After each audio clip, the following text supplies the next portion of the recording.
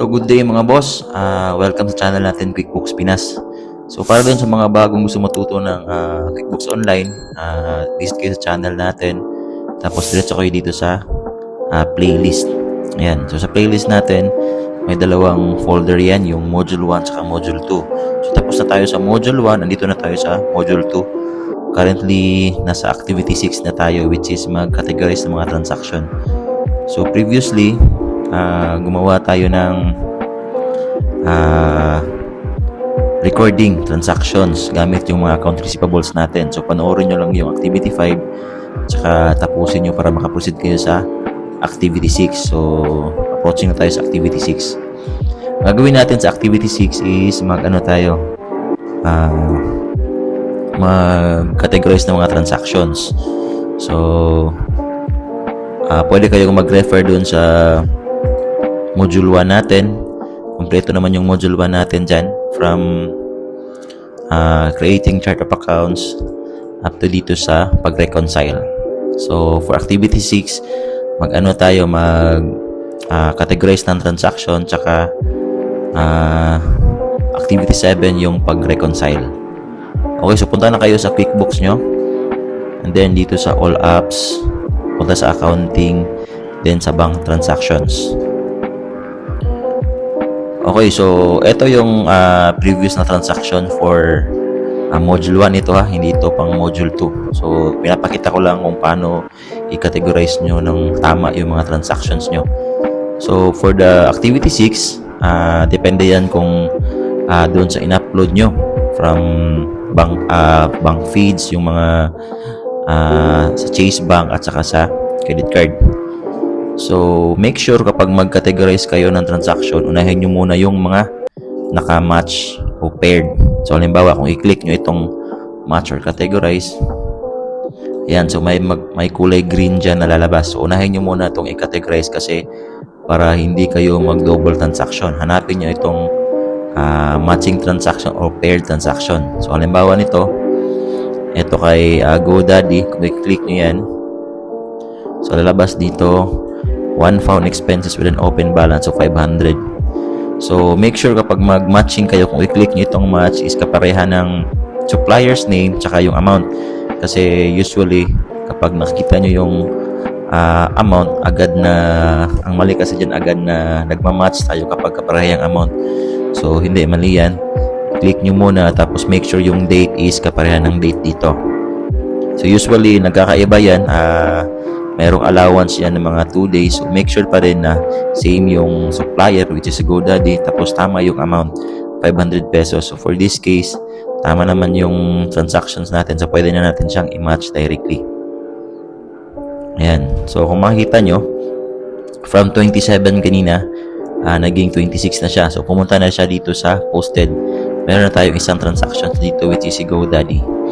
Ayan, so panoorin nyo lang yung previous video natin sa Module 1, which is kung paano tayo nag-record na transactions. And then nag-categorize ng transactions. Andito naman yan lahat. So meron kayong guide dito.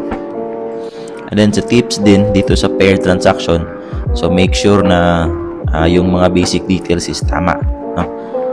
So ito din, kapag halimbawa naman kung hindi nyo alam kung anong klaseng transactions ito, halimbawa ito ka beef o brad, alam naman natin na expenses ito, at saka it belongs sa mga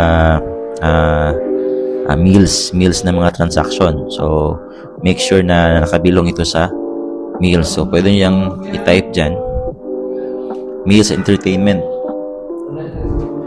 Tapos make sure kung hindi nyo alam yung transaction type, ilagay nyo sa dito kayo sa account, hanapin nyo yung Ask My Accountant. Ayan, so i-consolidate nyo kung ano yung mga transactions na hindi kayo sigurado, para ma-filter out natin yung mga transactions na hindi kayo familiar, no? But yun nga, yung basic na gagawin natin is kailangan nyo munang i-search kung anong klaseng expenses ito. Halimbawa si beef o brady, kung ano ba to, meals ba to, or general expenses. Yan. So pwede rin kayong mag-upload ng resibo dito if meron. And then dito from, make sure na select nyo yung supplier's name. Halimbawa dito is so supplier's name natin is beef o brady, so select nyo dito. Then sa products and services, pwede nyo din yung hanapan dyan. And then kapag natapos na yun na yung yung match at saka yung paired, proceed na kayo dito sa pag-categorize. So mas maganda kapag mag-categorize kayo is by date muna. So bawa dito, hindi kasi siya naka by date. Halimbawa, meron January 1, meron na naman ditong January 9. I-click nyo lang itong date. Ayan, so magkakasunod-sunod na yung mga i-categorize. Ayan.